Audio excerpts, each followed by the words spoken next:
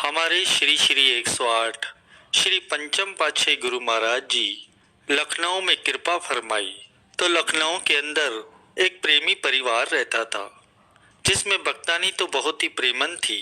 हर समय श्री आनंदपुर भी आती थी दर्शनों पर, नामदान भी लिया हुआ था। लेकिन परिवार में भगत और जो बच्चे थे वे इतने खास प्रेमी नहीं थे।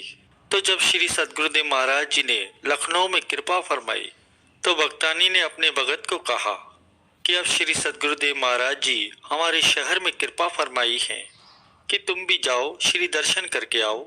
तब उसने कहा कि मेरे पास समय नहीं है, मैं नहीं जा सकता। लेकिन उसके बार बार कहने पर, बार बार मजबूर करने पर उसकी भक्तानी ने कहा कि हमारे घर में परेशानी भी बहुत है, हो सकता है आप दर्शन करके आओ। आप गुरु को वीडियो लाइक करना, सब्सक्राइब करना, प्लीज़ कमेंट में लिख देना जय श्री धन। पुरुषों के वचन सुनोगे तो घर की परेशानी भी दूर हो जाएंगी। तो जब उसने बहुत कहा तो वह दर्शनों पर चल पड़ा। वह भगत जब श्री दर्शनों पर पहुंचा, अमृतमय वचन सुने, परम पावन श्री दर्शन किए, तो जब आखिर में वह श्री चरणों में मत्था टेकने गया तो महापुरुष तो अंतर्यामी है। जब श्री गुरु महाराज जी के सामने गया तो श्री गुरु महाराज जी ने पूछ लिया, भगत जी क्या हाल चाल है? तो वह भगत जो था वह फूट फूट कर रोने लगा। उसने श्री चरणों में सर रख दिया, रोता ही जाए। तो श्री गुरु महाराज जी ने फरमाया, बताओ तो सही क्या बात है? तो उसने विनती करी कि स्वामी जी, मैं तो आज तक श्री आनंदपुर नहीं आया, परम श्री दर्शन नहीं किए, लेकिन मेरे घर में जो है बहुत ही परेशानी है। घर का खर्चा पूरा नहीं होता, बाल बच्चे भी भूखे ही सो जाते हैं, तो आप कृपा करो। तो श्री गुरु महाराज जी ने पूछा, क्या करते हो? तो उसने कहा कि मैं नौकरी करता हूँ, तनख्वाह भी कम मिलती है और मेरे पर कर्जा भी बहुत है। तब श्री गुरु महाराज जी ने थोड़ी देर उस पर कृपा दृष्टि की और अपनी मौज में आके फरमाने लगे कि भगत जी आप नौकरी छोड़ दो। अब वह अंदर से और ज्यादा परेशान हो गया, लेकिन श्री गुरु महाराज जी के सामने कुछ बोल नहीं सका। वह घर आया, उसने अपनी भक्तानी को सब वृतांत कह सुनाया। उसने कहा, भाई मैं नौकरी कैसे छोड़ दूं, घर का खर्चा कैसे चलेगा? तो भक्तानी बहुत ही श्रद्धावान थी। उसने कहा, कोई बात नहीं, आप महापुरुषों के वचनों की पालना करो, गुरु मर्जी अपने आप सब भली करेंगे। तो वह दूसरे दिन दुकान पर गया और उसने अपने सेठ से कहा, मैं रिजाइन देता हूँ, आप मेरा हिसाब कर दो, मैं कल से नौकरी पर नहीं आऊँगा। तब सेठ ने कहा, भाई क्या बात है, कारण क्या है? क्योंकि वह जो भगत था बहुत ही सच्चा ईमानदार आदमी था, बहुत ही दिल से काम करता था। तो सेठ ने कहा कि क्या बात है, तुम क्यों नौकरी छोड़ रहे हो? तब उसने कहा कि आपकी तनख्वाह से मेरे घर का काम नहीं चलता और मुझ पर कर्जा भी बहुत है। तो सेठ ने कहा कि कल से जो है तुम्हारी तनख्वाह भी डबल कर देता हूँ और तेरा कर्जा भी सारा मैं चुका दूंगा। तो उसने कहा, ठीक है, मैं अपने श्री गुरु महाराज जी से आज्ञा लेकर आऊंगा, जैसी आज्ञा होंगी वैसा करूंगा।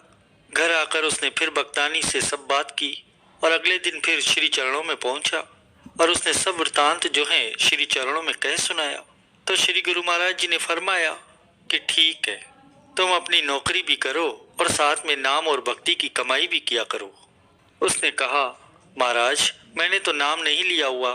तो श्री गुरु महाराज जी ने उसे नाम की दीक्षा भी दी और उसे ये वचन फरमाए कि नाम और भक्ति की कमाई किया करो, साथ साथ नौकरी भी करो, तुम्हारे सारे कार्य सफल होंगे, लोग भी सुखी होगा और परलोक भी सुहेला बनेगा।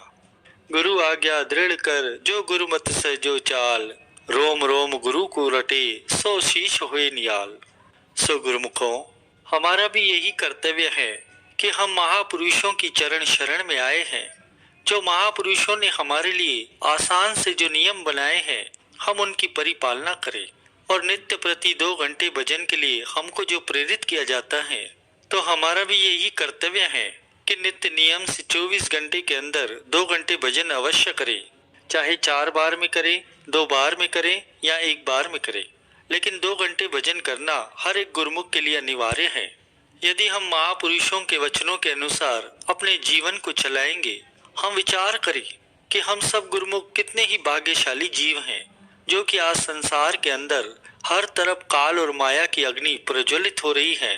वहाँ हम गुरुमुख के लिए अपने श्री परमहंस दयाल जी जो कि स्वयं पार ब्रह्म परमेश्वर का अवतार है, इस धराधाम पर सृष्टि पर अवतरित होकर के ऐसे श्री आनंदपुर धाम की रचना रचाई और हम गुरुमुखों को अपने चरणों की शीतल सुखद छत्र छाया में बिठा करके हमें काल और माया से सुरक्षित किया। ये महापुरुषों की हम जीवों पर कितनी ही अनंत अनंत कृपाएं हैं, और जो कि इस समय हमारे हाजरा हजूर श्री सद्गुरुदेव महाराज जी हमारे सम्मुख विराजमान होकर के अपने श्री चरणों की शीतल सुखद छाया में बिठला करके हमें इन सब बंधनों से आजाद करके सुरक्षित अपने चरणों की छत्र छाया प्रदान की है। ये हमारे श्री सद्गुरुदेव महाराज जी की असीम कृपा है कि हर समय हमें अपने पावन श्री दर्शनों से, आशीर्वादों से और अपने परम पावन श्री वचनों से हमें हर समय सुजाग करते रहते हैं, ताकि हम गुरुमुख जन इस काल और माया से सुरक्षित रह करके अपनी जीवात्मा का कल्याण कर सके। ये महापुरुषों के हम जीवों पर अनंत अनंत उपकार है, और इन उपकारों के लिए ये दास अपनी तरफ से और आप सभी गुरुमुखों की तरफ से अपने श्री सद्गुरुदेव महाराज जी के श्री पावन श्री चरण कमलों में कोटन कोट आभार व्यक्त करते हुए वंदन करता है। गुरुमुखों, महापुरुष हम जीवों के लिए जो इतने कष्ट उठा रहे हैं, जो हमें हर तरह से सुरक्षित किया हुआ है, जैसे कि फरमाते भी हैं कि काल कर्म की गम नहीं पहुँचे ब्रह्मा बाण, दुल्हन गुरु चरण रहो खेम कुशल स्थान। महापुरुषों ने हमें अपनी चरण शरण देकर के ऐसा स्थान प्रदान किया है जहाँ पर हम हर तरह से सुरक्षित हैं। यहाँ किसी किस्म की भी काल और माया का प्रभाव हम पर नहीं आ सकता।